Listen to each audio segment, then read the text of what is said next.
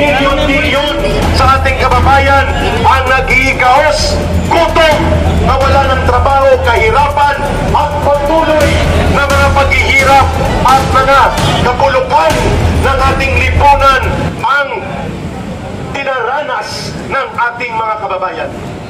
Ito po ang panawagan natin, mga kababayan. At sa araw na ito, bago po tayo matapos sa unang hakbang na ito ng pagpupukaw natin na palayasin na sa poder si Marcos at si Romualdez at dapat po mangibabaw ang katarungan sa mga mamamayan, magsasalita muli po si Undersecretary Ben Ranque.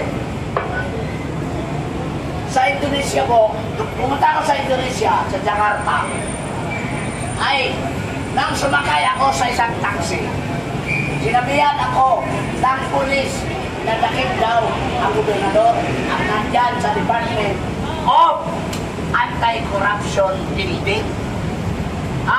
Ordinaryong pulis, dinakip ang gobernador at kinulong dinala sa Anti-Corruption Department. Sa atin, nandyan ang mga buhaya sa Malacanang, nandyan ang mga kawatan, magnanakaw sa Kongreso at Senado, walang pulis na dadakip sa kanila. Di ba? Anong klaseng batas meron tayo? Rule of law. Rule of law daw. Pero mismong sumersira sa rule of law ay ang ating gobernong bitbit ni Bongbong Marcos at Martin Romualdez. Yun ba ang Pilipinas? Taasan naman natin ang ating level na awareness ng korupsyon. Sa Indonesia, tumaas lang, tinaasan ng parliament ang allowance ng mga member of parliament. Gulo na! Dito sa atin, bumabaha, nagdurusa ang mga tao dahil ninakaw ang pira ng mga walang hiyang politikong leader na kawatan ang mga tao. Maingay lang sa social media. Lahat tayo maingay sa social media. Walang lumabas katulad na ginawa sa Indonesia. Sa Nepal, Lisa Marcos, tingnan mo ang ginawa sa Nepal, ang first lady ng Nepal. Nagdarasal ako, mangyari sana sa iyo yan. Wala kayong iyak. Wala kayong awa. Wala kayong awa. Walang hawa! At ito ang sasabihin ko. Dito sa bansa natin, dalawa ang national security threats. Una, ang komunista nakapasok na sa gobyerno at administrasyon ni Bongbong Marcos sa pangulawan ni Martin Romualdez at Saldico. National security threat sila. Pangalawa, si Bongbong Marcos ang pinakaunang national security threat ng ating bansa. Bakit? Hindi marunong mag-isip. Nilagay niya sa alanganin ng ating bansa.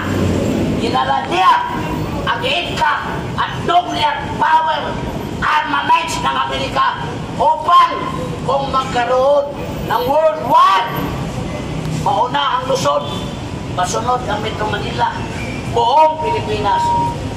Patay tayo sa nuclear. Hindi tayo pinaproteksyonan ng bangag na presidente. Ibig sabihin, hindi siya marunong mag-isip.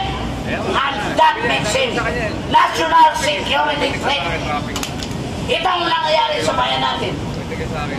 Marami ang mga pagnanakaw na ginagawa ng mga politiko, lalo na mga kaalyado niya. Hindi siya nag-isip na makasama ito sa ating mga taong bayan. Dinala niya tayo sa perdisyon. Yun ang sinasabing national security threat siya. Hindi nag-isip, bangag, at saka baliw. Kaya inabuso siya ng kanyang pamilya, ng nakaw. Inabuso siya ng kanyang mga kamag-anak. Inabuso siya ng kanyang mga kaibigan. Inabuso siya ng mga kandidato sa politika. Nagnakaw lahat, lalo na nung pinuwag niya ang Anti-Corruption Commission. Nagkaroon ng inspirasyon ang lahat ng mga political leaders at leader niya na magnakaw sa pira ng gobyerno. Tayo, taong bayan, kayo dito sa media, kumakain kayo, nagbabayad kayo ng buwis, pinili ninyo ang mga servisyo at mga pagkain, lahat tayo nagbabayad. Nagnanakaw lang ang gobyerno, ninakaw lang ang pira natin. Hindi ba tayo magalit? Wala ba tayong pagkagalit dyan? Kaya nga, valid ang panawagan namin na Marcos alis dyan upang ayusin natin ang bansa nito. Magkakaisa tayo! We will arrive into a conclusion that we will unite Filipinos against corruption. Lumabas na kayo mga tao. Walang mangyari sa mga investigasyon. Tama lang yan. Walang mangyari, Bongbong Marcos, sa payak-iyak mo. Iyak ka ngayon, bukas tawa-tawa ka na naman. Di baliw ka? Ano ka? Hilo? Ha? Iyak ka ngayon, tawa ka bukas. Eh, susundan ka naman ni Claire Castro. Yun si Claire Castro, baliw din. Di ba? Kung ano lang ang sabihin ni Bongbong, sunod-sunod, parang walang utak. Di ba? Wala! Kaya nga, mag-ising na tayo. Ako, bilib ako ni Congressman Barsaga. Siya lang ang may bayad. Diyan sa Kongreso. Ha? Bata pa. Ha? Alam na niya kung anong mali, anong tama. Yan ang susundin ninyo, mga taga-Kongreso. Si Barsaga, Congressman Barsaga. Saludo ako sa inyo. Ay, salud, Congressman. Sana dami, dumami ang tribo mo dyan sa Kongreso. Sa ngayon, panawagan natin dahil hindi na ito malunasan ang problema ang hinaharap ni Bongbong Marcos, dapat na siyang palisin. Marcos, alis dyan! Marcos, alis dyan! Marcos, alis dyan! Pakinggan po natin, before po sa inyo, Sarah Hall, dito muna ang dating loyalista sa panahon po ni Marcos at ngayon ay kanya pong nakita ang katotohanan. Pakinggan po natin ang isa nating kapatid, tapos ikaw.